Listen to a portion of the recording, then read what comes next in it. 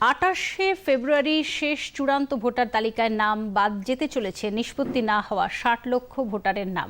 Voter তালিকা সংশোধন প্রক্রিয়ায় জট আরও গভীর হচ্ছে। সুপ্রিম কোর্টের নির্দেশে এসআইআর প্রক্রিয়াতে গতি বাড়ানোর কথা থাকলেও বাস্তবে একাধিক প্রশ্নে অনিশ্চয়তা কাটছে না। বিশেষ করে বাইরের রাজ্য থেকে কতজন বিচারক আধিকারিক এই রাজ্যে এসে কাজ করবেন তা এখনও চূড়ান্ত হয়নি। কমিশন সূত্রে খবর, প্রথম দফায় প্রায় ৪৫ লক্ষ ভোটারের নথিতে গরমিল ধরা পড়েছিল। সাম্প্রতিক যাচাইয়ে সেই সংখ্যা বেড়ে ৬০ লক্ষের ঘরে পৌঁছেছে।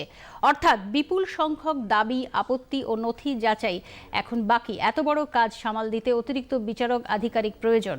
কিন্তু তারা কবে যোগ দেবেন, কবে তাদের প্রশিক্ষণ শুরু হবে এবং মাঠ পর্যায়ে কবে থেকে শুনানি শুরু করতে পারবেন তা স্পষ্ট নয়। ফলে সময়সীমা মেনে কাজ শেষ করা যাবে কিনা তা নিয়েও সংশয় তৈরি হয়েছে।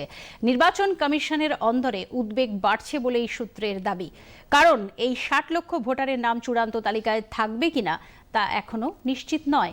আসন্ন বিধানসভা নির্বাচনের আগে এত বড় সংখ্যক ভোটারের ভবিষ্যৎ অনিশ্চিত হয়ে পড়ায় রাজনৈতিক মহলেও জল্পনা তুঙ্গে। প্রশাসনিক স্তরে দ্রুত সমাধানের চেষ্টা চলছে বলে জানা গিয়েছে। তবে সময়ের সঙ্গে পাল্লা দিয়ে এই বিপুল যাচাই প্রক্রিয়া শেষ করা কতটা সম্ভব হবে এখন সেটাই বড় প্রশ্ন।